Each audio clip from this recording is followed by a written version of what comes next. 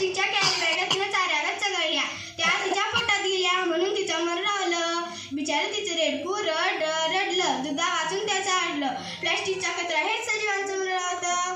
म्हणून तर म्हणते, काय म्हणते, मले बाजाराला जायचं नाही, मले बाजाराला जायचं नाही. अहो, सरकारनं काढला आदेश, प्लास्टिक नका वापरू हे त्यातील विशेष. सजीवांना वाचवा हा दिला संदेश.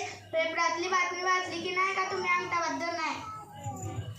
सांग रे बाबा सांग, मला आठवत नाही. पेपरात आलंय तरी काय?